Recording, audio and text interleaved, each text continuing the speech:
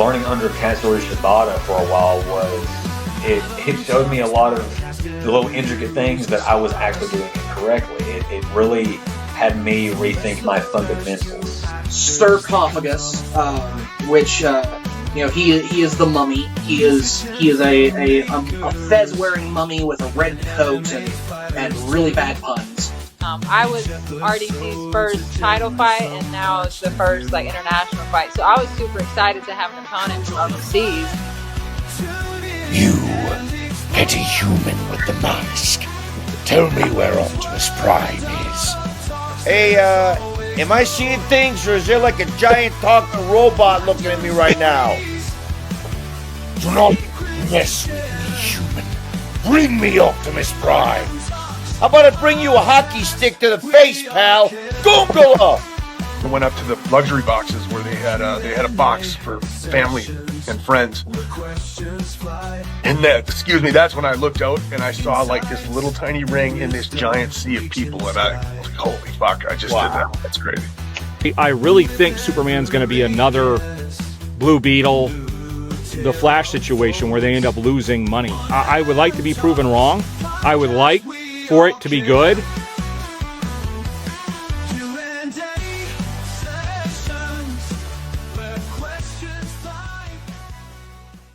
This week's episode is sponsored by Dubby Energy Drinks.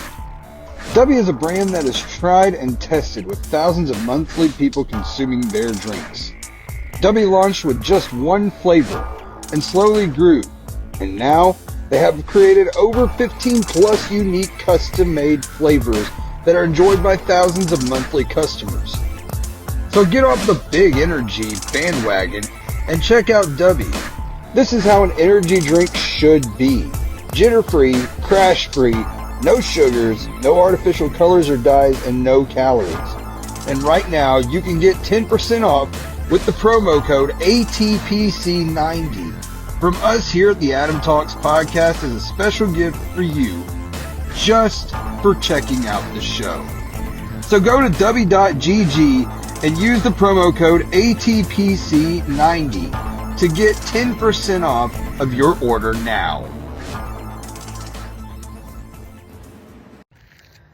Hey everybody, how's it going? It's Adam here right at the beginning of this episode. Anybody listening, I'm sorry for this little spiel, but you're going to enjoy this episode. You're going to enjoy hearing from these guests. We have the 5 main cast members of the Jason Pitts horror film, The Forest Through the Trees, on this episode of the podcast. It is going to be a lot of fun. I had such a great time talking to all of these guys. But if you notice something right now, if you're watching, this is vertical. This is like a TikTok or a Snapchat or a Reel. It's vertical. It's not horizontal as my episodes normally would be. And that's how it's going to be the rest of this episode. So I apologize if you're watching on a laptop or if you're on YouTube on your TV watching this. Guys, this is going to be a vertical episode. You don't have to turn your phone horizontal. You don't have to turn a tablet horizontal. You can watch it holding it in your hand full screen just like this. So, without any further ado, with that little disclaimer, here is my conversation with the Forest Through the Trees cast. And we're back with another awesome episode of the Adam. This is a very big episode because this is the biggest amount of people I've had on at one time. Right now, you're seeing Jason Pitts, Annie Sullivan, and James Stokes. Olivia Disney's also on here, and she'll be joining us here in the next little bit. But at the moment, we got these awesome people on here. We're going to talk about The Forest Through the Trees. I am very excited about this. It's been a little while coming. How have you guys been? Doing great. Right on, right on. That's what I like to hear. It's always good having a good time. Annie, I know you are strapped for time right now. You don't have a ton of time. So how did you get into this character? How did you find the way to embody Chloe as good as you did to make us feel what we felt when we were watching? Ooh, it took a lot of collaboration, I feel. Like Jason, when he first brought me on board, I was super excited, and it was my first time doing horror ever, so it was a very new experience for me. And we would do Zoom meetings and talk through the script and talk through the character. And I really enjoyed doing that because it allowed us to kind of build that backstory and build that world to set myself into, like beyond what the script was giving. And I think that really helped me insert myself, but as well as just having relationships with everyone in the cast. Like, I didn't know anyone before hardly, so it was really lovely how quickly we all connected, because that just further imprints yourself into that story because you feel connected to the other people around you. So I really have to put all of that as just a testament to the team we built to put myself inside the world. I mean, whatever I say, we felt it. I said this on mine and my wife's review. I felt everything, all the twists and turns. And I know Jason said that both. Hey, Scott Doss has joined us on the show. Hey, can you Then see he me? left. Hey, he's gone. there. He's I just can't gone. see anybody but me, so I don't know what There I'm he doing is. on this. But like I said in the review me and my wife gave, I felt everything, all the twists and turns. And Jason, I know you said this is a non-spoiler and spoiler podcast, which I wasn't even expecting that. That was a surprise to me. I was like, thank you for doing that. But I'm sure right now is the non-spoiler territory. So, all the twists and turns. How did you adapt, Annie, to all of these different highs and lows with the character? How did you learn to play in a different way? I mean, it was incredible. Thank you. I really like to, like acting, they say it's like lending your heart to make another character's heart beat, which is like sounds so corny, but like I do really believe that that is true. So I really liked to play on things I've gone through in my life that evoked similar emotions to what Chloe was going through, though of course they were not nearly as extreme. Who goes through what she went through? I mean, yeah, like hopefully not many people. But I really just allowed myself to, reflect on times in my life where I felt betrayal, or reflect on times in my life where I felt, not supported by a family member, and like use those feelings to really build on what she was feeling and like lend myself to her. So it was definitely very hard, and it pushed me emotionally in ways that I had not been pushed before when being part of a project. But I really do think it opened me up, especially like vulnerability wise, like in my acting now, even, since a year. I don't even know when we finished. I guess not even a year, like 6 months ago. I feel like it's really opened up myself in a way that I wasn't open before, just having to experience those things and having to find that raw emotion and that vulnerability. So it was just a combination of self-experiences and then really imagining those things, which was tough mentally. But once you're able to take yourself out of it, it's such a cool process to really feel those things and then be able to step away and reflect on it. So I know that's a very convoluted answer, but complicated answers are always awesome because you get to really understand the person playing the part. Was it an easy character for you to relate to? In some ways, yes. Especially with Ken's substance abuse and how that affects her. I have 2 siblings who I watched go through recovery from, when I was like in elementary school up into now. Thankfully, they're sober now, but that's a world that I'm very familiar with, and I'm very familiar with how that affects your family and how that affects your relationship with those people. And that was something I really strongly related to her with, and I really think it connected me to her the most. So it was really nice to be able to find those deep similarities within ourselves, but then also find new things as well. It's cool. Definitely. Jason's made all kinds of awesome movies. This is definitely me bragging on you because I've seen a lot of the stuff that you've done, and it's outstanding work, my guy. But he's done all kinds of outstanding things, and you got to be part of this outstanding thing as well. Talk to us a little bit about the script and how you came, not how you came, but how you approached it whenever you played the part as well. Yeah, I was really excited when I met Jason on a different project, and I remember when we finished shooting that, he just like really casually asked me like how I felt about cults and like demon cults, and I was like, I don't know. And he was like, I'm writing a script, like once it's finished, I'd like you to audition, and I was like, okay, sure, And so when it worked out, I watched some of his other projects, especially Masquerade. That was my favorite one, I think. I love that one. I think it's really, really excellent. And so it really allowed me to see like his creativity and how well he does with building characters and building the world that you're in. And it really gave me a sense of, I was going to say like his twisted mind. I mean that like, That's a I mean it in the best way. Like, yeah.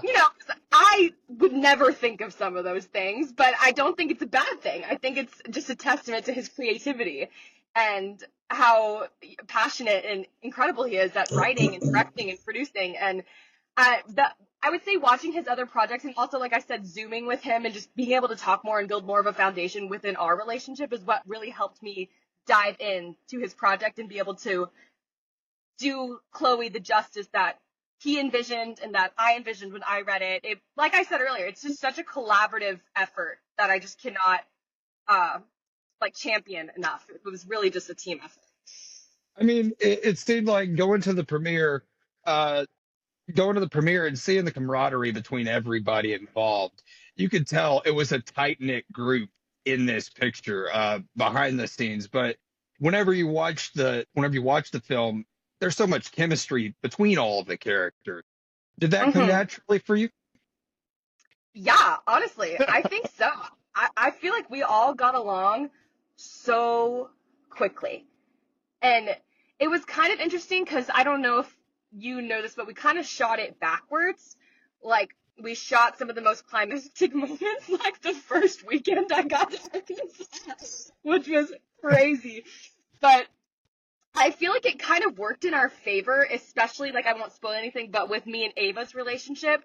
Because me and Olivia clicked pretty quickly, I would say, but it was kind of nice that we had that ever so slight disconnect, not like in a bad way, but we just didn't know each other that well yet. I think for how we shot it and the order we shot it, that kind of played in our favor. Because at that point in the movie, they are a little bit disconnected.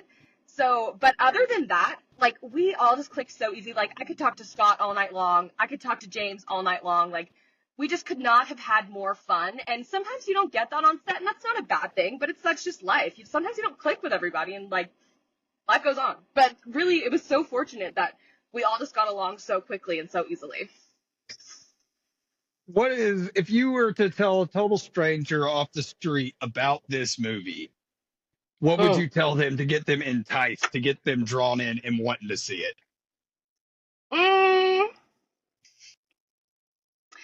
I guess I would say, like, have you ever wanted to watch what it would look like if everyone around you and everyone you ever knew is not who you thought? Wow. That's a really good description. That's great. Yeah.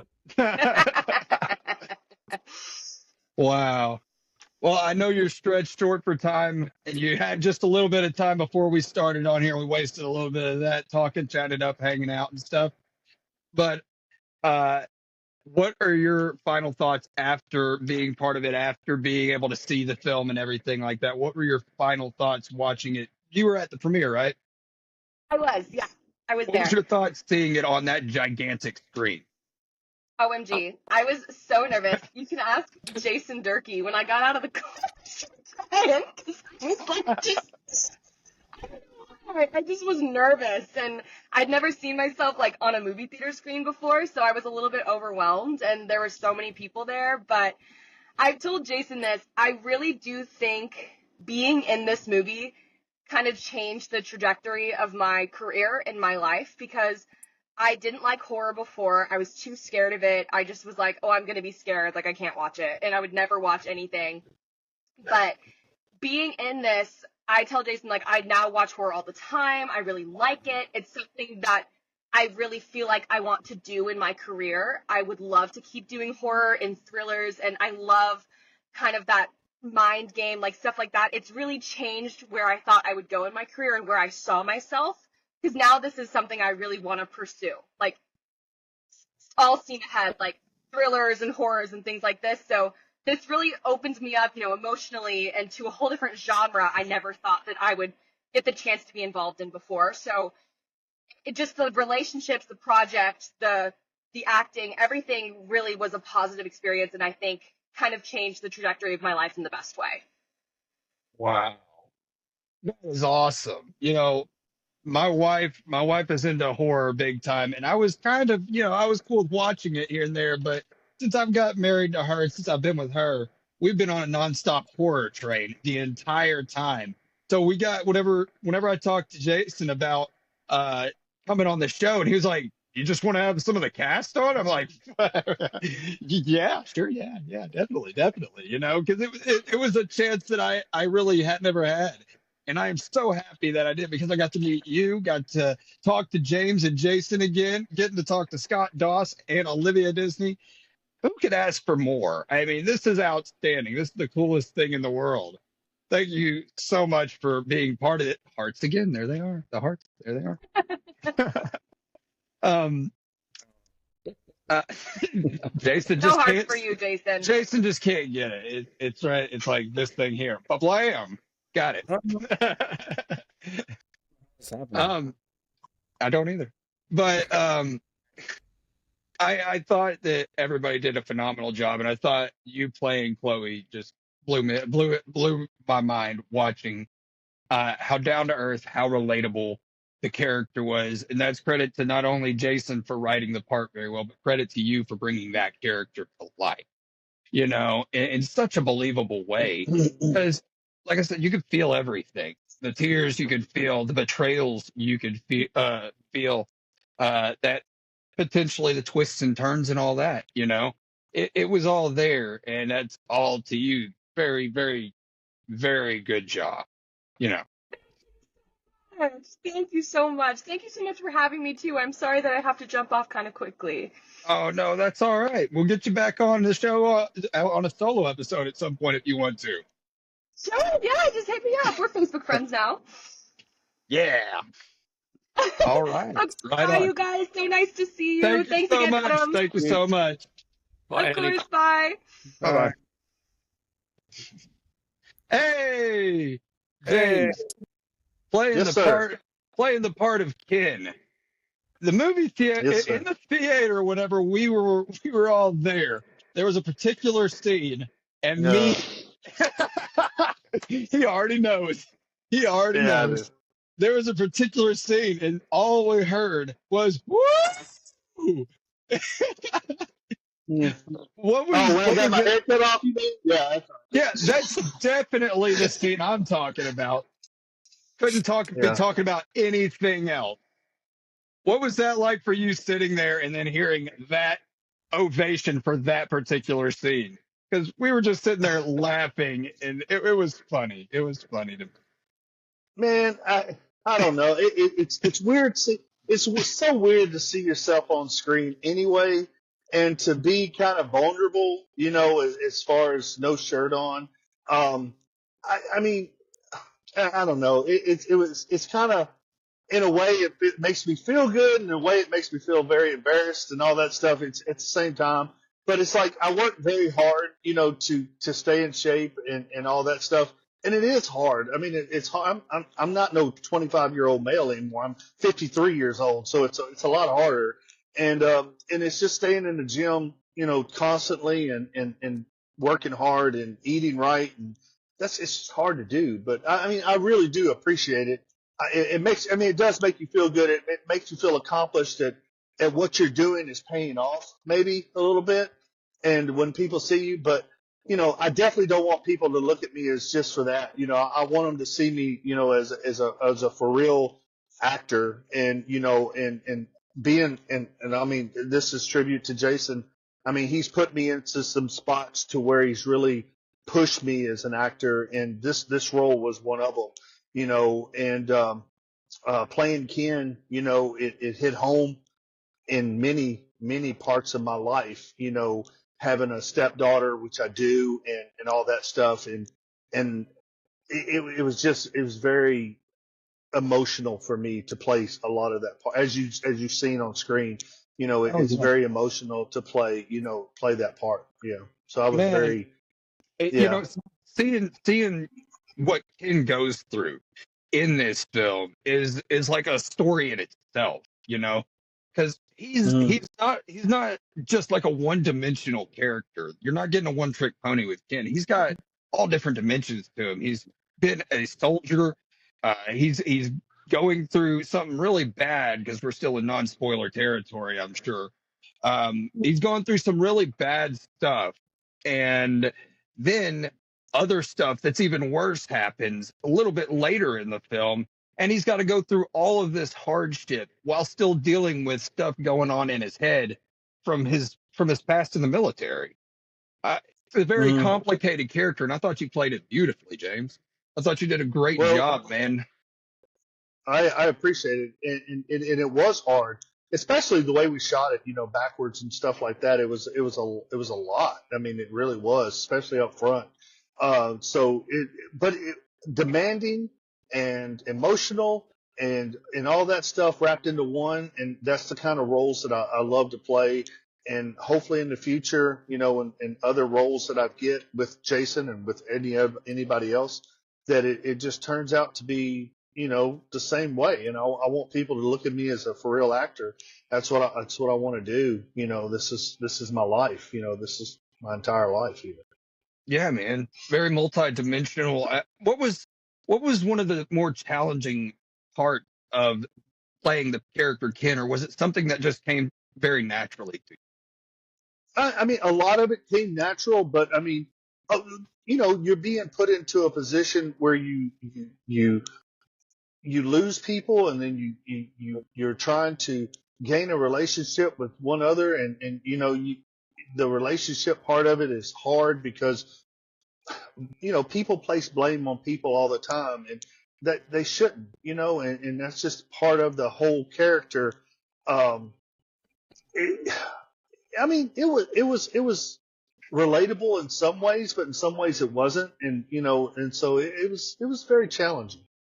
Definitely, man. Hey, Scott, how's it going, man? Noticed you're sitting things there are going well waiting here now that patiently. I had to sign my soul over to Malfast to get on this, but I hope you can see me and hear me. That's hilarious. This thing is a very complicated demon soul sort of item. So I mean, I mean, I could Malfast, see you know what you I'm saying? guys, but I Hail couldn't really Malfast. tell if I was on or not. Yeah. Oh yeah, you're here, man. I remember I was talking to you at the premiere, and you said this was your first film ever. What was the experience like coming from stage acting to film for you? It was everything I ever hoped it would be. It was absolutely wonderful. It was easy to meet people. It was easy to fit in. Everybody welcomed me as with open arms. I felt right at home. The biggest adjustment, and I knew this was going to happen before it ever started, but the biggest adjustment was instead of being feet away from the audience and having a whole stage around me, you're right there with you might have a scene with one other person, and on film it looks like it's just the two of you right there in a very intimate looking position, but you move half an inch to the left and you've got 12 people all around you that you could slap or knock over if you happen to trip or or stumble or get out of camera frame. So that was the biggest adjustment, but I knew it was going to be that way. Man, you did a very good job playing Julie. I mean, seriously, Thank man, you. creepy as hell. I mean, creepy as hell. Did a really I good love that job word. embodying the character. Yeah, that's my middle name now. Creep. But thank you. I appreciate you saying that. It means a lot. Yeah, what I mean by it is you just brought the character to life so well. Very, very good job for you bringing the character to life, and awesome job by you, Jason, for writing these parts so good. Yes. I mean, you wrote the parts to where it was easy for these people to bring life to the characters. From what it seems like, from what I've heard from all three of these individuals that I've talked to so far, whenever you were writing this, you've done 30-minute short films and whatnot. Was it much different? Was it a bigger process? Was it a bigger ball to carry, so to speak? Making other writing this not. My tongue is tied. I'm sorry. I'm a very excited person at this moment. So, um, was it a very big ball to carry compared to your other film? Yeah, it was a little difficult to stretch it out, because like you said, I've done like 30 to 40 minute shorts. And on those, like, you have a story, you have an idea, and you can develop it and expand it a little bit, and you're good. But this had to be expanded and interwoven with other storylines. It just really had to, uh, you know, become a full length movie. And so stretching things out, especially like the middle of the film, thinking of ways to keep it interesting and to add more, was pretty difficult. Yeah.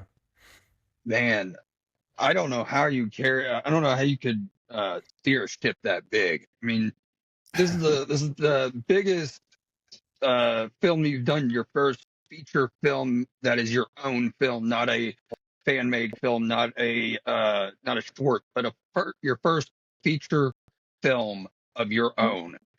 How did it feel for you seeing it come to life on the big screen? Man, it felt amazing. It's like a big sigh of relief that it's finally finished. And then the really hard work started is finding distribution. um, I did not expect it to be as difficult as that was. That was a stage of the filmmaking process that I had absolutely no experience in. So I just like basically researched as much as I could, dove in, and I'm have been learning as I go, and talked to multiple different companies. Some of them were very shady. You just gotta trust yourself. If you start feeling red flag, spidey sense thing going on, uh, you, you gotta reach out to people who have worked with them before. I did that, and I think it saved us because, I reached out to one filmmaker who was with one company, and they're like, "Do not sign." I've been with them for like 2 years and haven't seen a penny, and like just all kinds of. And I kind of had that sense from talking with them and just the red flags going on. But anyway, it took a while, about a month and a half, but we finally landed on a good company, I think, with Bayview Entertainment. So I'm excited to see what happens with it. Definitely, man, definitely.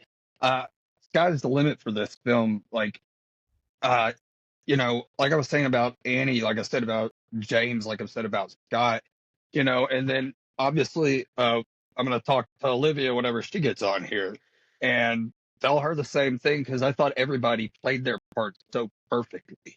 And I thought the twists, the turns, the jumps, the big moments that you don't expect to happen that do happen, man, chef's kiss. You pulled it out of like nowhere. You have so much experience in doing this stuff, and it shows in every way when you're making these films.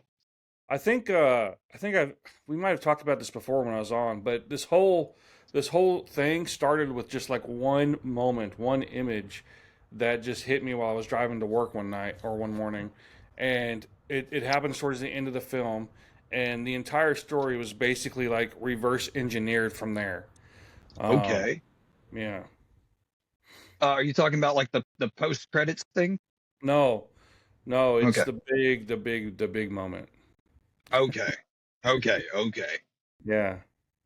So, Scott, was it hard for you to get into the mindset, the character, as it were, of Julian? Not really. I knew how I wanted him to sound. I think I was telling you this at the premiere the other night when I read the script. I heard the voice of what Julian should sound like, and I just incorporated that into my. Every time I'd read the script, I kept trying to sound like I wanted him to sound. And once the voice kicked in and I could actually do it, then everything else just sort of fell into place. And the very first acting teacher I ever had told me the best thing that you can ever do as an actor is just watch people. Just watch and listen and sit back. He goes, and you spend so much of your time, which seems to be wasted in line, either at the post office, the grocery store, the DMV. He goes, but don't waste that time. Watch people. Notice how they talk, how they walk, how they react. And you can file all that stuff away as a catalog in your mind and use it later. You can sort of build little characters around what you saw. Like, I bet that woman was in this frame of mind because this happened to her, and just make up a whole backstory for the people that you really see. And once you start pulling those things out of your file to create a character, the voice that I had put together for Julian, it just fell into place. Things started coming forth from my catalog in my head of, I think he should walk like this, he should talk like, he should uh, look like this when he makes his gestures or his head movements or the way he moves his legs. He shouldn't walk like someone who's 30 years old and got a real athletic stride. And so it just sort of it was like flipping a light switch once the voice kicked in, and I knew how I wanted him to be. Okay. I don't remember giving Scott a whole lot of direction. He was just walked on set and was Julian. There wasn't really a whole lot of coaching or changes that I did to him. It was like everything that was communicated mostly was just blocking, I think. So like what you see on screen with Julian is 100% Scott. Is all right.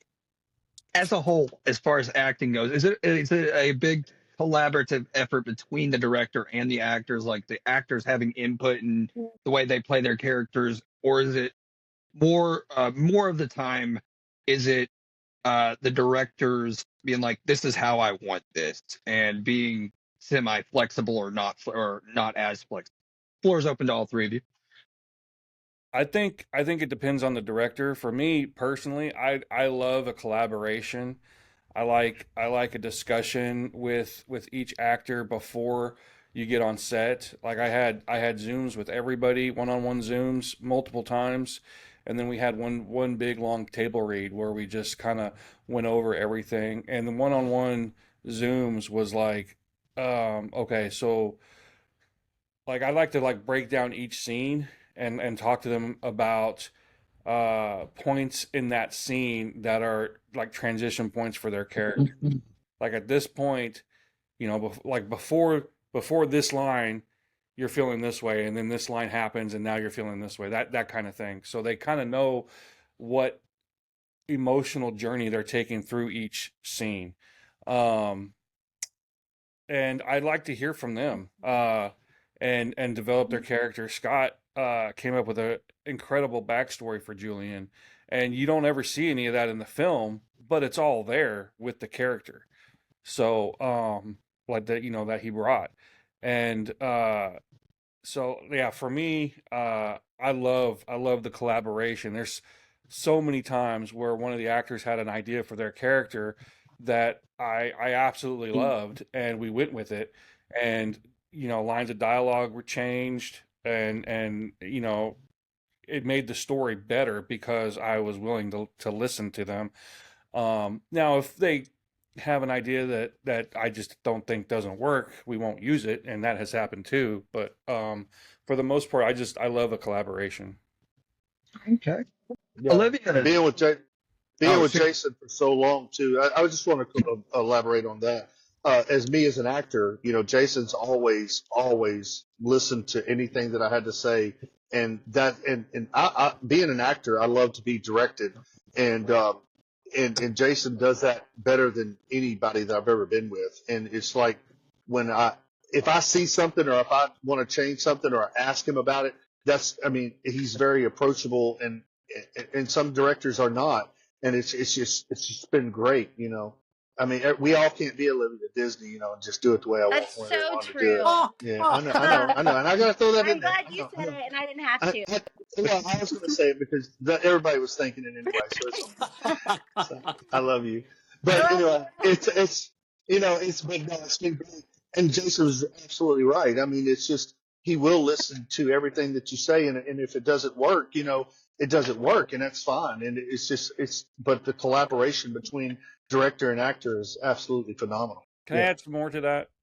I'm Yeah, sorry. definitely, man. Go for it. So another thing, being open as a director to your actors and collaborating with them on one level. I already covered how they could have an idea that would be better than what you had in mind, and it ends up making the story better. But another aspect of it is your actors feel heard, like they're artists too, right? And so it's incredibly important that they feel like that they are contributing. So if they don't feel like they can approach their director and he just is like, no, we're doing it my way, and just stifles their creativity, then nobody's having fun on the set. Nobody's having fun in the movie, and I think it bleeds over into the film when there's sets like that. But if everybody, like, if you have a collaborative environment and everybody's having fun and feeling heard and feeling like they're inputting into the final vision, then it makes for an amazing set where everybody wants to be there and enjoys being there, and it creates on screen connections between the actors that bleed through in the final product. Definitely, man. Definitely. It's something that I've noticed with a lot of your films. You see that with a lot of your films because it seems like everybody, like I said earlier, whenever Annie was on, it seems like y'all are a tight knit group, not just on this one, but on the other stuff. And like you were just talking about, it bleeds over. Everything is so smooth, so cohesive when watching a Jason Pitts film. And it showed big time on this one as well. Oh, hey, Olivia, how are you doing? Hi. I love you. You're still Also, trying to do I it. wanted to add to that. I think that it's truly an actor's dream to have a safe space to create, and it is something that Jason has done for us in so many ways. Like I literally flew with a 3-month-old from Charleston to Arkansas for that opportunity to create. And I feel like that says more than I could ever truly say because it was hard, but like you don't miss those types of opportunities, especially whenever that is our business and that's like what we get fulfillment from. And I also feel like that openness that he was referring to, like truly does help you in feeling and coming off more genuine as an actor.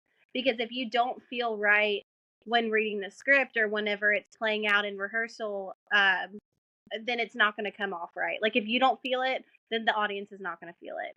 So allowing for movement in those lines and movement between those characters to come off natural, and sometimes that means changing the scene a little bit. Sometimes that means changing the words that were written initially or the idea that was written initially, and Jason just gives you an opportunity to make that happen, and I think that's why everything reads so well. Definitely. One of my favorite scenes in the film, it's definitely like my top three, is the scene in the cabin where Chloe's reading the book about, and she reads the part about heterochromia, and Kate is laying there, and then they decide that they have to leave. That's one of my favorite scenes, and I love it because of how we got there. When we started shooting that scene, absolutely nothing felt right. Nothing, like the dialogue was not great. The blocking wasn't good. We went through probably 2 takes and everything felt off. And like it was very clear that something was wrong. And so the three of us just worked it out. And it was an amazing collaborative back and forth. Let's figure this out. This line doesn't work. Let's take this out. This blocking doesn't work. Let's take this out. Let's add this. And it's an amazing scene. It's very heavy with exposition, but it's done in a way to where you don't realize you're being explained stuff to, because the actors themselves are figuring it out, and there's this there's this air of menace, like, oh crap, these girls are really in trouble right now. And Yeah. I love how it turned out. A big part of that, though, is just knowing the process that we had to get when we were on set for that scene to get to that. But yeah, I love that scene. But it goes exactly to what we were talking about. Definitely, definitely. Hey, Olivia, I've seen several of Jason's films that you've been in, and just want to say, phenomenal job in those. Loved Masquerade for one. That movie was nuts. That movie was That- nuts. I'm just going to say that. Mhm. Um, That's a good one. but it's really good. But I watched you in this one, and I really was. I've said this about everybody, but it's absolutely true. I was blown away by you playing Ava. You just did an amazing job. It was really good. It was the twists and turns. I'm going to keep saying that until Jason goes. So I know when we're in the clear to say actual stuff, you know. But Mhm. the twists and turns and everything, it was just mind blowing watching you work. How did it feel playing this part in comparison to playing maybe any of the other parts that you played in a Jason film? Um, this is the hardest one that I've played. I feel like the other ones were just like I felt very, it was very close to home. It was Sylvia was me, I am her, whatever. No, but this one, I struggled with That's it. scary. That's so scary. So scary. I just know not to cross her any. Just don't cross her. Exactly. Don't do it. Yeah, yeah, yeah. Nick watched that and was like, but yeah. So with I shot her because I felt like there wasn't much to do. Like I was overthinking so much at first. And I was really in my head. And I had to battle with a lot just to be present and to focus on the relationship between her and Chloe. Um because there's twists and turns, and it was important for me to not lead. I didn't want to like overact or like lead anyone to anything. Like I just truly wanted to focus on those relationships that I had with that partner in that scene at all times. And that's a different way of like I in every role or film that I've done, I do focus on being present and grounded, and but this is different because I really had to do that with her the entire film. Um I had to really be driven by my ultimate goal. And that and making sure that each action that I took made sense to what I wanted to happen in the end. And that was also hard too, because I think that sometimes when you have your days, you're not really thinking of like, you're just like, oh, this is day 7. We're doing these scenes and this is where it's at in the story. But like, I truly had to be like, hey, this is day 7. Ava ultimately wants this. Am I still in line with that?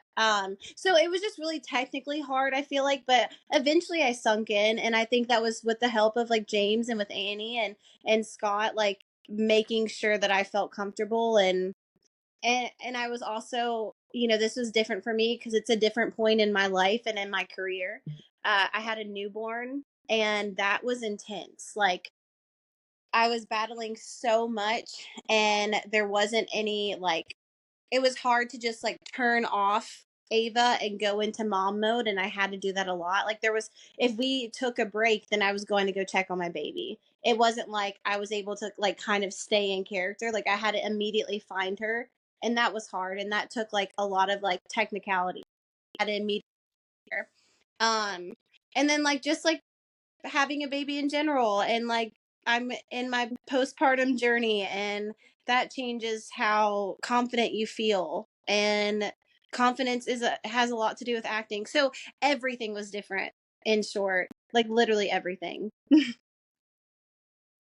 Well, I think everybody did a phenomenal job. James, can I ask you something?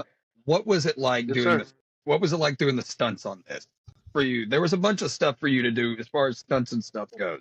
What was that Well, see, process like for you? I love it. I mean, I love the challenge. of being able to be put in that position and being able to do it myself, and being able to show, and make it look realistic. That's the whole thing. The fight scene. The any fight scene that I ever do, it's um, it's a challenge. Because you don't know if it's going to look right, if it don't. Falling. Getting up. Lord knows I've had my falls. Oh my goodness. Oh, there's a little one. One. Yeah. Yeah, day one. So yeah, I about tore my shoulder off, and that was my fault. I mean, it is what it is. But it's just yeah, it's challenging, and I love it, and I love being able to be put in that position and to be able to be trusted to do my own stunts and all that stuff. So it's great. Yeah. Adam, you want to do spoilers? Oh, I thought you would never ask. Let's do it. A spoiler disclaimer. Okay. So- Okay. So from this point, you go ahead. Sorry, I was about to say something. You go. Do it. Go ahead. Yeah. All right. So from this point forward, if you have not watched The Forest Through the Trees, the Jason Pitts film, if you haven't been at the screenings or haven't got to see the film, and you don't want to know what happens, just stop watching right now. We've gotten all of the spoiler-free stuff done. From this point on, if you haven't watched it and you want to see it and you don't want anything to be ruined, don't watch this next part. Because for the rest of it, we're going to be talking about stuff that happens in the movie. This is the spoilers portion of the podcast. The very first one. And I am very grateful that you gave me the opportunity to do that. So, this whole thing is nuts. I'm just saying, this thing is nuts. From seeing like Marilyn's character, what is it, Thompson, right? Thompson. Yeah. Yeah, Miss Thompson was part of the cult. What? And then James, you killed her. You killed her. Why are you killing Marilyn? Jesus, this whole thing was nuts. It was so funny because she played. Oh my God, she was so good. Marilyn is just amazing. I love her. She's awesome. She is so awesome because she took that character. When we first got ready to do the scene where I had to do what I had to do to her. She just, the little smile on her face, it was just so good. It was just so good. She's creepy too. She's not as creepy as Scott, but she's creepy. I think you were just mad Love at you, her Scott. because she ate her dog. I was. That is so. Oh my God, that was so bad, dude. That was so bad. Man. Oh my gosh. You ain't wrong. They asked that question at the screening and she was like, I don't want to talk about it. I don't want to talk about it. Jesus.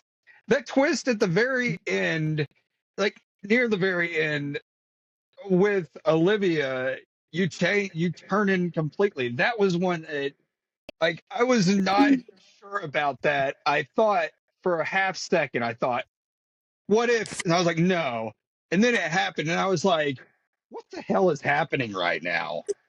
Everybody in this town is part of Maybe this. I want you to know, in the second screening, though, we got the reaction that we wanted. Oh yeah, the crowd. Oh yeah. The crowd went. I mean, you could literally hear them gasp, like. Yeah. Yeah. It's weird because the first screening, it was so quiet you could hear a pin drop. Quiet, yes. Yeah, I think, and then like just the feedback afterwards is like everybody was just so shocked that they just were just like jaws on the floor, like not making noise. It was crazy. Okay, Yes. so this is so fun to hear because, like, truly, that was my only intention was, like, do not give anything away. Just be here and be supportive in every single scene until you're not. And so, like, that was so hard, and I'm so happy that there was a reaction of any kind. Like, that's Yeah. so. we actually had someone ask in the Q&A afterwards, was there any hint, they was asked this to Jason, was there any hints that Olivia that we missed, that we missed, and Jason, and it is. I mean, you give it subtle. There's subtle hints hints. more that I didn't say there. So, yeah. Her name Ava means bird, for one. She's the one that suggests going to the cabin. It was very subtle. You go back and she did it in a way to where it's like she made it seem like it was Chloe's idea, but it was really Ava. Yeah. And then she's all like, "I'll go with you if you really want to go." Like she's the one. Wow. She's the one driving them to the cabin. So yeah. Oh yeah, throwing me under the bus. I'll go with you. She manipulated so much, but like in a way where it just seemed supportive. Yeah. Wow. Oh, it was, and you played that part very, very, very well. You certainly did. Yes. Played it through the whole first half of the film. She's all like, "Chloe's so special. You don't know how special Chloe is." Yeah. Chloe, you're special. Yeah. I mean, it's all through there. It's all through. She's our special because she's our damn vessel, and I need to get this girl to exactly. Jesus. Was it always intended for Ava to be the sacrifice at the end? Yes, yeah, 100%. So, what I was saying earlier, the image that this whole thing grew out of was Ken, or like in my mind, it was James. I hadn't named him yet, but James getting a machete through the chest, dropping to his knees, revealing Olivia. That's the wow head that this whole story grew out of. I was driving to work. I was like, man, that'd be cool. Just like this, and then I built the story. Like, yes, let's fucking do it. Yeah. One of these fucking times, one of these damn times, I'm gonna kill her ass. One of these times. You did, and you put a machete and got her. No, I want to be face to face with her ass when I kill her. I'm up too. I want to be able to pick her up by the damn throat. Sylvia versus Voorhees. That's next. Yeah, that's it. That's the next crossover film. Adam, what was your question? I had no idea. I'm so sorry. I was just wrapped up in the hilarity of all this. That was really funny. Oh my God. Focus. Okay. So, Jesus, the scenes wherever I was seeing Scott and Olivia together, and it was the very end, and Scott was like talking to Annie, and he was like, "Oh, there's 3 steps and all of this, and it was just outstanding. You know what I mean? Oh, that's great. And Olivia's over there like, no, don't give in. But really, she's like, do it. I don't know how you get the emotion out of everybody so well, but it works, man, and it's beautiful the way you do it. Was there any particular scenes for any of you that were super challenging?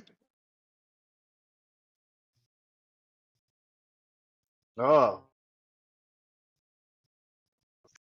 me being on the couch drunk, that was kind of challenging for me because one, because it hurt me in my heart because I've felt with that firsthand, in my life, and to see myself do that, and to see the hurt and the anger and the anguish in Annie's face,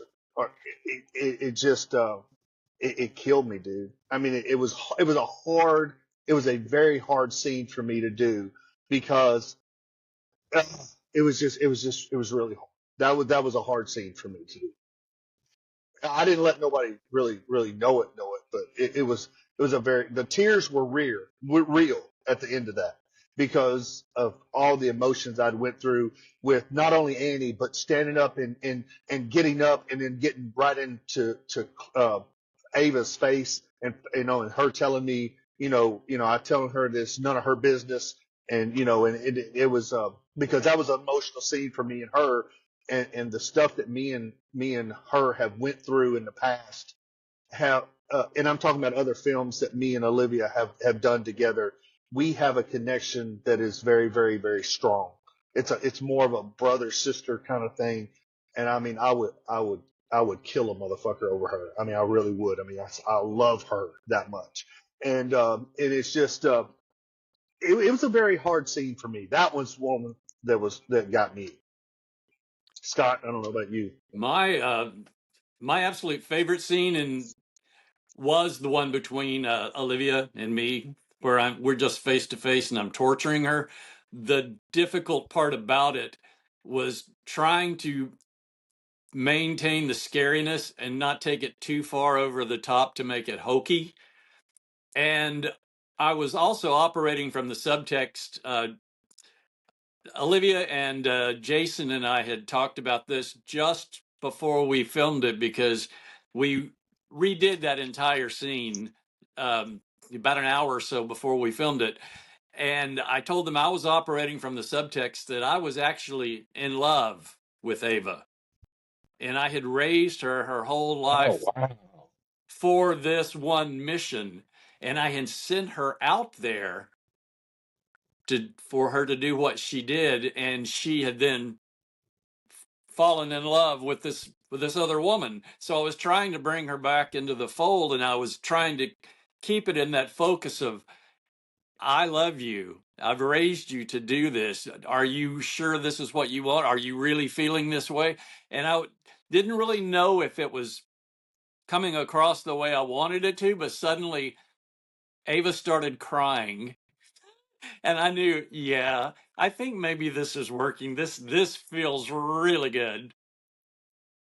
Yeah. The subtext in that scene is so incredible because on the surface, and it's not even really like the surface, it's really like another layer beneath the surface, but on that level, it's psychological warfare against Chloe, to break her down mentally and spiritually, and on a deeper level, it's Julian telling Ava, I know you're falling in love with her.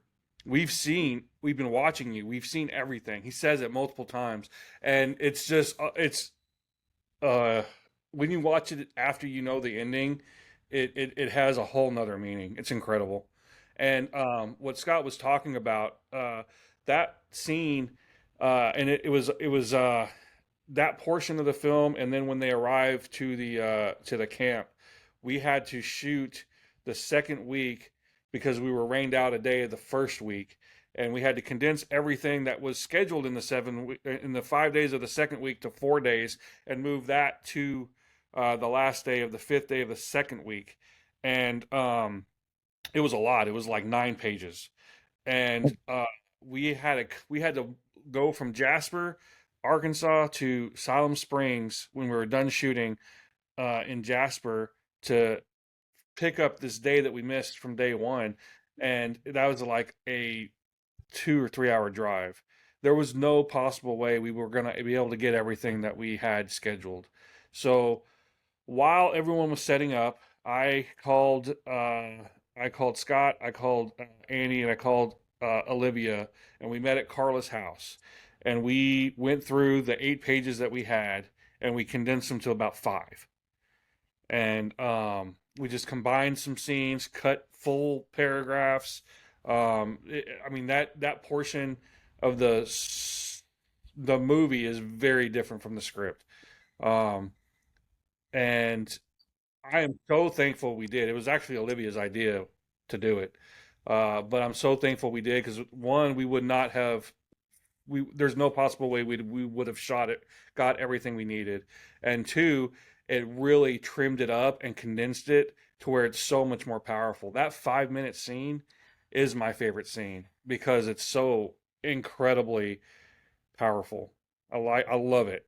It's Yeah, me too. it's the crown jewel of the film.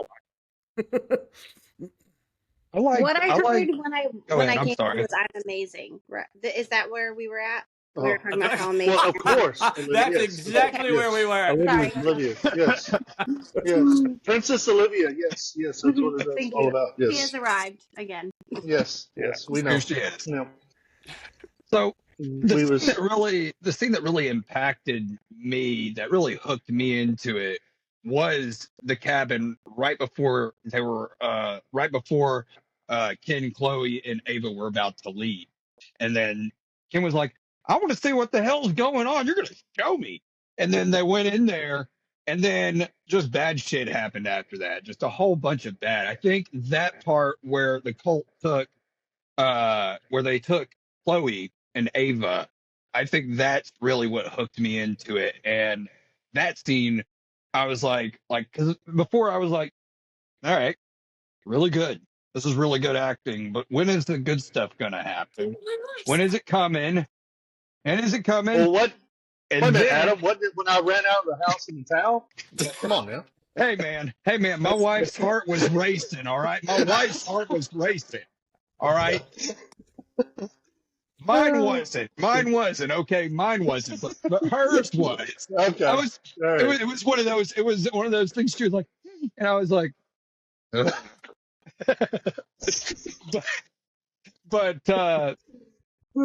no.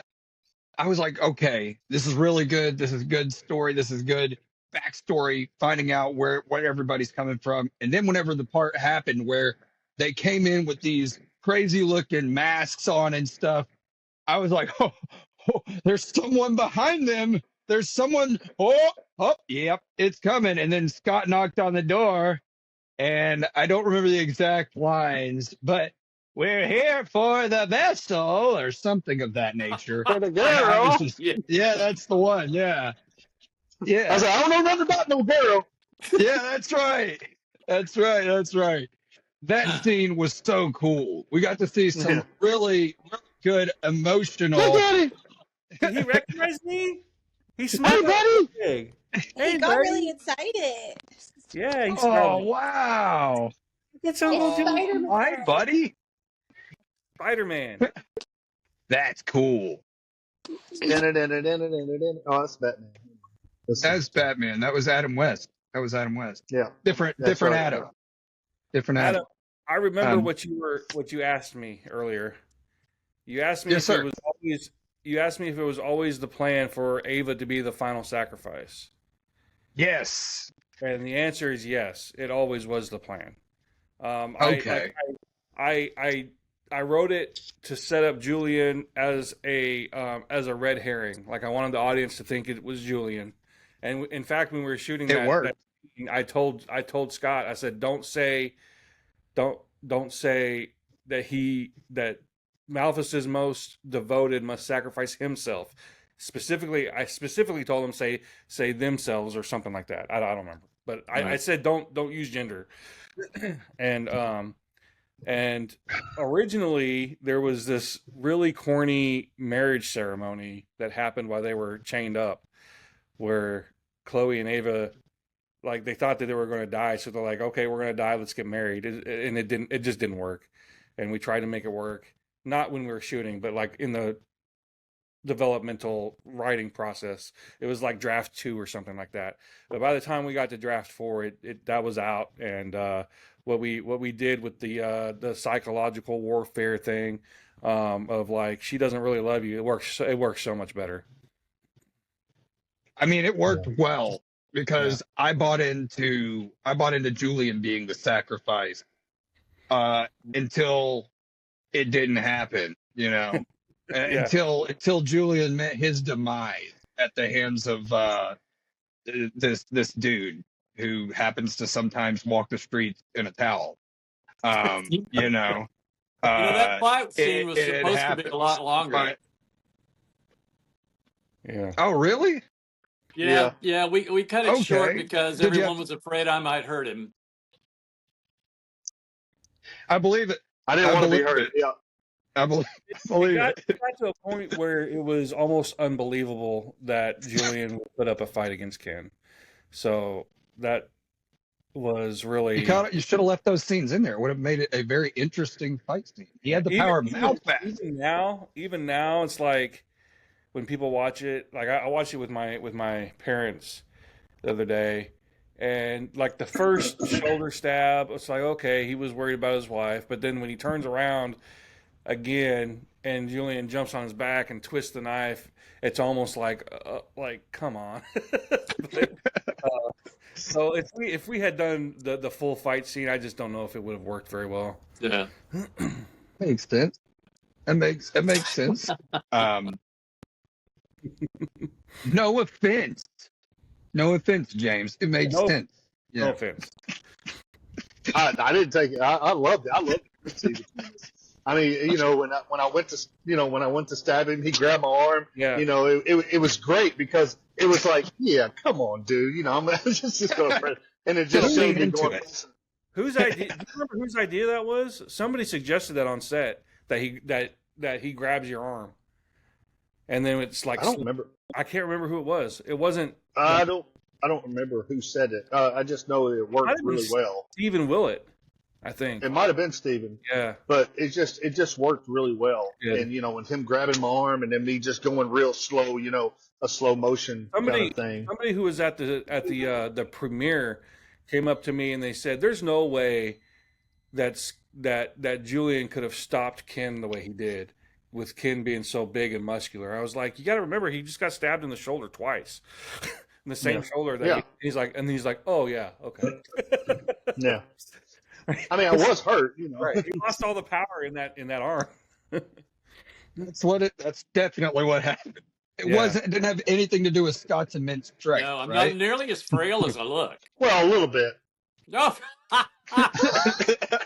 No, you're not. No, he's not. No, you're not, dude. Me on set. No, dude. My God. Yeah. No, the scenes. Go ahead, James. I'm sorry. No. I was just going to say, Scott, working with Scott, it was oh my God, I can't even. It's a pleasure because I mean, the man is so genuinely an actor. I mean, just like literally, he is just the epitome of a great actor.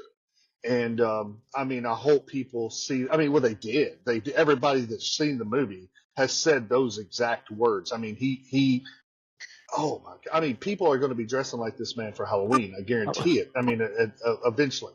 And it's just Scott. I mean, from the bottom of my heart, buddy. I mean, you made me a better actor. Well, you made me a better person on set. And I have told you in person how much I admired you and how well I thought you did. And that you had scenes that I was so glad I wasn't having to play that scene because I could not have done it. You did it. You kept it real. And it was wonderful. And I had a great time with you and Olivia. Everybody on the set, I had a wonderful time. I appreciate it. Scott, I gotta tell you, I don't think I told you yet, but I was like 2 days ago. I was on the phone with the owner of Bayview, and we were talking, and he asked me, he's like, "Where did you find the Julian guy? He's incredible." and so they're really high on you, and it's like I told you from the very beginning. I think Julian's going to be the centerpiece of the marketing campaign. You are a star, and I am so excited for the world to see it. Truly, like you are so incredible, and I mean, they're gonna like watch you and be like, "How can I book him in all of my films?" And I'm excited. I'm overwhelmed. This whole thing is just—it's too much for me to take in. I don't know what to say. I'm overwhelmed. You enjoy it, buddy. You enjoy it because you thank you, all of you, everybody, yeah. for all of your compliments. They are all taken to heart. I appreciate them all very much. You can send a check tomorrow. Yeah, I changed my email to creepy. Creepy fucker. And creepy yes. Fucker. Yes. Creepy fucker. Creepy fucker from the bar. I know I called you that like 3 times in the movie.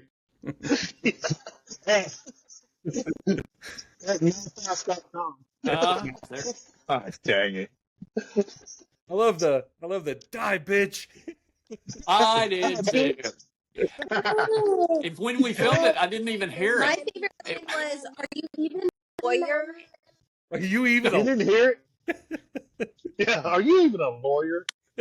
Yeah, I loved that. God, there was some great lines in there. Yeah, it's It was good. Oh my Yeah. gosh. It was really good. The whole day. Yeah. Really good. I mean, I don't know how many times I can say it in this interview, but I'm going to continue to do it even outside of it. That y'all I don't did know a if she could. phenomenal I don't know job. if she could hear it, but I love looking at looking down at Livia like that, going, "Stay out of this, Ava. It ain't none of your business." I love that. I Man, actually love that scene. That scene, and then the one with Scott was one of my favorite ones because I feel like we got to truly like connect as characters. Oh, Also, I love that yes. scene. Yeah. man, I thought it was so cool how much intensity and how much tension built up throughout. You know, Yeah. throughout the various scenes, it's like from the time they get taken by the cult all the way until, I mean, literally until Chloe tries killing herself, you know, at the very end, or does kill herself. Did she actually do it? And then he just, Malfast is just taken over her at that point?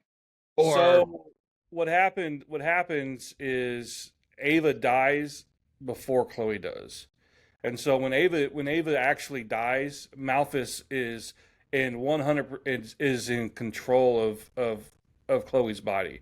So her bleeding to death doesn't matter anymore. okay. If Chloe had died before Ava, then Malphus's entire plan would have he wouldn't have had a vessel. Oh, wow. So instead of cutting her wrist, if she would have cut her own throat or something, Yeah, it would have yeah. been done. She would have, yeah. Okay. Okay.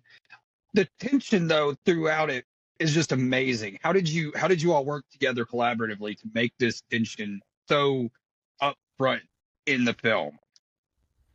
We just followed the script. I mean, I'm gonna be honest. I mean, the script was written in a way to where you really didn't have a choice. I felt like, I mean, I know every scene that I was in, and watching the scenes that Ava and or Olivia and Annie were in. It was Scott too. You know, it's just you had no choice but to get into the moment with the script the way it was written. And a lot of the tension building has to do with the editing, and that's me and Will Reed working on that together. And it's just like if you watch it, the more when we get into the big the craziness, like the tempo of the editing and the cuts increases to increase the tension. Um, and so and then another big part of it is the score uh, by Simone Cilio, and that's something that a lot just your average movie watcher doesn't realize is how much the music and the score adds to the atmosphere and the tension. Um, so yeah, it's just building the tension like that is a true team effort. It's the actors, it's the editing, it's the music, everything. So this all came from the idea that the thought you had in your head of James dying and being stabbed with a machete, which is kind of a Jason sort of thing. Yeah. Jason dying with his own weapon. Let's not go there. But Jason, That's where there it it came is. from. We had just done After the Beast, and I was just thinking of another thing that we could do. And I mean, the Jason movies were fresh on my mind, so I'm not going to discount that. That's where that image came from. I was just thinking, man, it'd be cool if James was killed by a machete and then he falls to his knees and it reveals Olivia behind him. I don't know. The whole thing came from that. How did you build this world around that or from that? Was that a Well, tough thing to do? yeah, yeah, because I had to choose like what could be the right story for that, and that's where the heterochromia came in. I think I said you heard me say it at the screening, but I've always been obsessed with heterochromia and just like that's a really cool genetic thing, and and then I had the idea of like so focused on the eyes. What are things that have to do with the eyes, and then I thought of the phrase that the eyes are the windows to the soul. That's pretty creepy.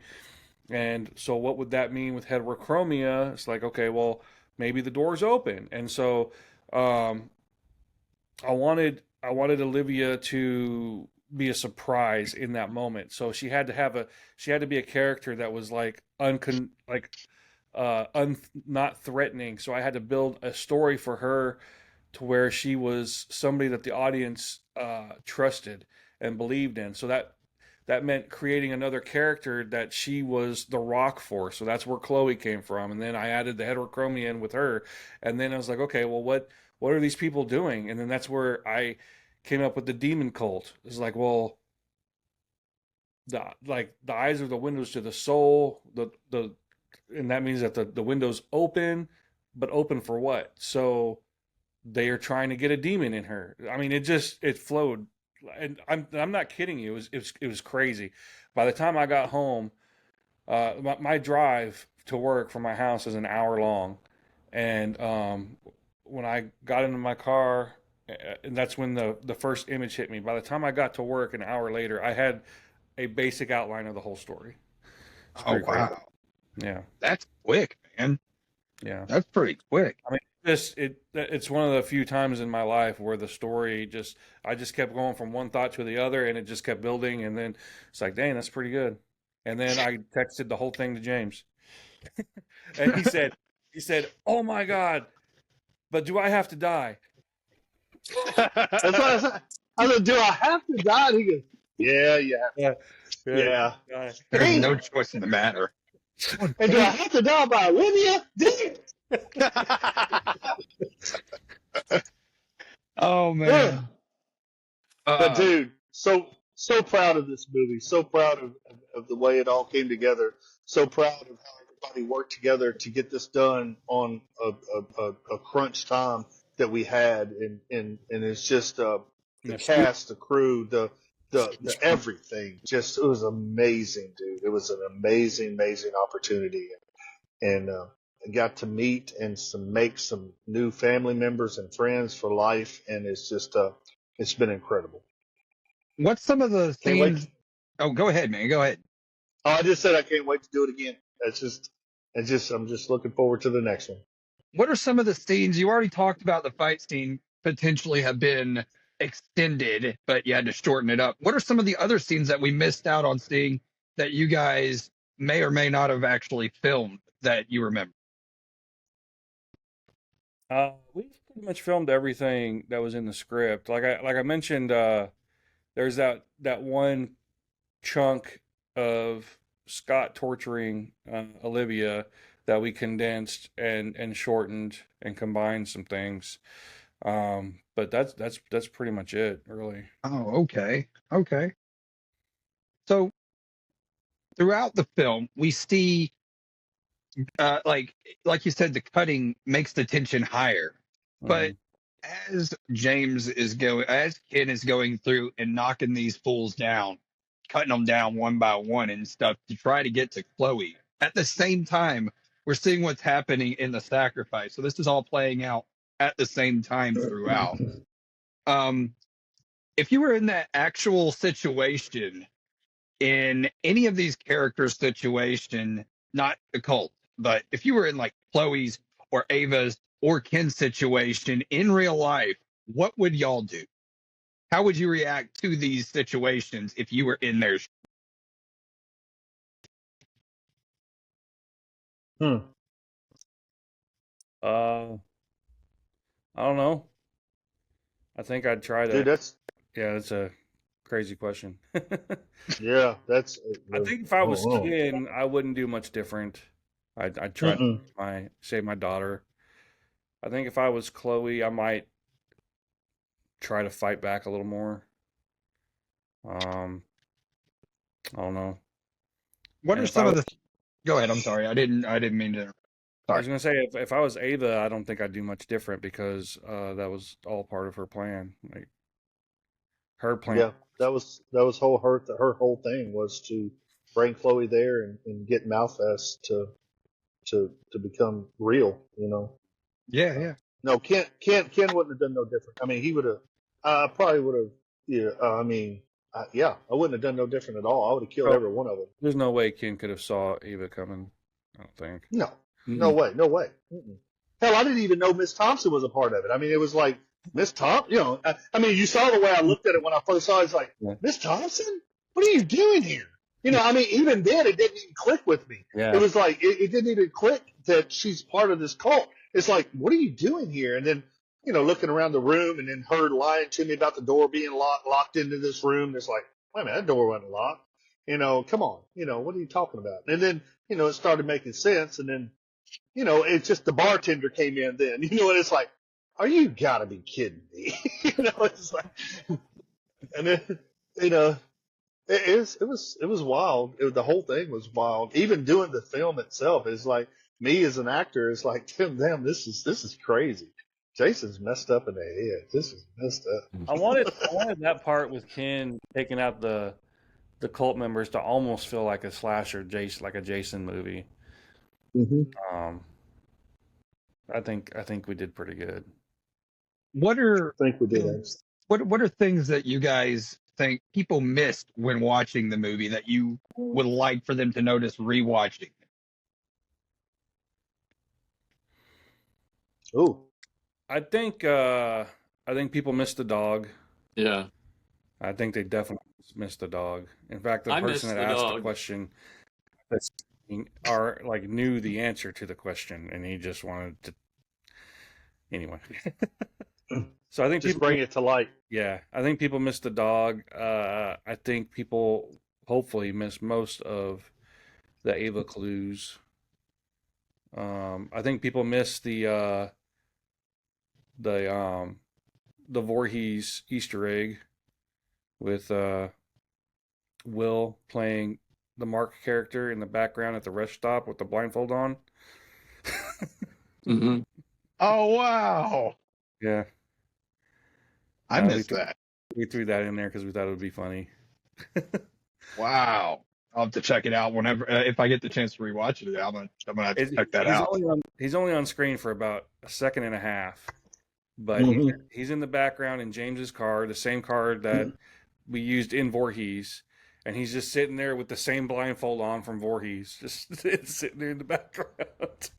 That's crazy. It's funny. Thankfully, I think people miss the continuity errors with Ken's head wound. Sometimes it's a big gaping wound, and sometimes it's like a little blood smear. And they miss Ava's tattoo changing. Okay. Yeah, I don't think nobody's going to notice that. Especially my head wound. There's too much going on. When I get that wound, I mean, there's too much going on from there. Yeah. It's always fighting or it's doing something. It's really the scene where you're pulling Marx's fingernails. It's just like a blood smear with some dirt on it, and then after this big wound. Yeah, that was gruesome. Yeah, the fingernails with Mark. That was awesome. Jeez, man, that was awesome. So, what was it like writing and making the scenes where I guess it was all in Annie's head, where Malphas was trying to talk to her? You know what I'm talking about? Yeah, those scenes were a lot of fun because we're in Act 3, and it's almost like the movie changes because Julian's dead. Another villain has been revealed in Ava, and then now you have this demon Malphas in her head, and so these three scenes in her head where Malphas takes the form of the people in her life that she's closest to and that she loves is more psychological warfare of him just breaking down her will. And it's basically all these people who you love and who love you. I am them now. Like, I am everything you love. Your entire world is me. And that's the point of those three dreams. Just like breaking her down and like basically telling her that she has no hope other than him. And I had a lot of fun with those scenes, and I think they turned out really, really good. I loved it. Yeah. Was it different for you, James, playing it a different way, like than what you were playing previously? Well, yeah. I mean, when Jason told me, to talk in a, demon voice as much as I could, I love that. I mean, just getting that growl, and it's just getting that, deep thing. It's just it was just great, being able to say the words too, yeah, and just pretty much what Jason said. I am your whole world. I will never leave you. All these other people have left you. I will never leave you. Now wake up. It was great. And Annie played. Oh my God! I mean, it was kind of hard playing it because she was standing right in front of me, looking at me like scared to freaking death. Because you got this 6'2" big guy barreling down on her, and and I have to be. I mean, I'm like literally within 2 inches of her face, saying this to her, and it was kind of chilling to do. Yeah, it was awesome. I loved it. Man. So as a whole, this film, like I said in my review, 5 stars for everybody who's been involved because it had everything you want out of a horror film. You had a great lead as far as a character goes. I would say Chloe, and then you had Ken, both very relatable people. Ava lets you relate to her for the longest time throughout it. Julian's someone that you cannot relate to because unless you're a part of a cult already, but Julian's someone you can't really relate to, but you would fear if you saw. You'd be like, "Hey, hold up, just back up a little bit. You're intense, man. You're really intense." You know what I'm saying? I think there's a part of Julian that can be related to. Okay. So what I'd love about like what makes villains other than like grotesque monsters, but like humanistic villains like Julian, what makes them great and layered is when they're not evil for the sake of being evil. They think in their mind they're the heroes, right? So Yeah. Julian is on a mission. They really believe in Malthus. They really believe that he's going to turn this like the world into like This great utopia. a utopia On Earth. He thinks Yeah. he's saving mankind. Yeah, There On Earth. on Earth. So he feels like he's saving mankind, and Yeah. he's doing these things for the greater good in his mind, as distorted as it is. But so I mean, there's something there to relate to. I mean, people like, what would you sacrifice for a better world? You know? Yeah. And that's what makes him so scary. Yeah. I mean, it makes him really because he's real. I mean, because he's a real, because people actually, some people do think that way. Exactly. I mean, Yeah. so it's a scary world. Yeah, and it's just that's what makes you so scary, creepy old fucker. But yeah, it's just what it is. I mean that in the Boy, I mean that in the best He said, freaking way. Hey guys, I've got to go, man. It's 8:43. I've got to go. I've got some other things I've got to take care of. So All right. Well, we'll just end it right here. And if you haven't been, Scott, you have not been on my show, but I end the show the same way every time with gratefulness. 3 things that I'm grateful for that has not changed since day one is my support system. You guys, the guests that come on the show, because if I'm being honest, none of y'all had to come on here, and I'm just some random dude that likes talking to people. So I'm very grateful for you guys coming on. Third and foremost is my health and the good Lord above, because without God, nothing's possible, and with God, everything is possible. So, what are 3 things that you're grateful for in this moment, James, Jason, and Scott? I'll go.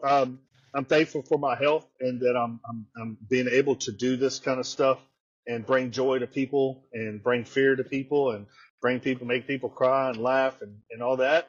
I'm thankful for the opportunities that I get throughout this this life that I get to do this stuff, and I'm thankful for the growing family that I have in film and in real life as well. And things are just amazing right now, and in this difficult time, in this difficult place that we live at called Earth, and because it's kind of crazy in all kinds of ways.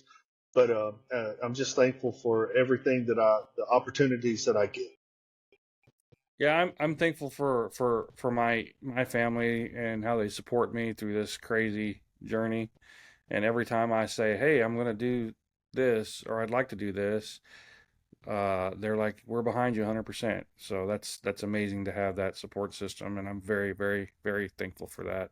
And I'm thankful for my film family believing in me and my crazy stories, and all the sacrifices everybody has made to create this movie, and all the ones in the past as well. And I'm thankful for people like you, Adam, and talk, podcasters, people who enjoy the films and are helping us get the word out on them. Like everyone else, I'll just reinstate. I'm thankful for friends, family, and health. There you go. Absolutely. Yeah, thank you, Adam, for having us on, buddy. I mean, Thank seriously, you very much. It's awesome. Yeah, not a problem, guys. The pleasure's all mine. I was blown away when Jason even suggested everybody come on here, because I was just expecting to talk to him. So I'm very thankful that y'all guys chose to come on here. Jason, when's the next screening that's going to be happening so that people can know to check it out? Next screening is Friday, March 7th in Iowa City. Me and James will both be there. And then the screening after that is Eureka Springs, March 22nd. And a lot of us will be there, including Scott. And a lot of Scott's old friends from Dog Patch USA. Dog Patch USA. Awesome. Oh, cool. Yeah. Can't wait to meet them. Yeah, me All too. right, guys. I haven't seen him since I know you're. Wow. That's a while, man. Yeah. Well, guys, I appreciate you taking the time. You have a wonderful rest of your evening. I don't want to hold you up any longer than you need to be held up. Have a great rest of your evening, guys. Thanks, Adam. Thanks, guys. See you. Thanks, Adam.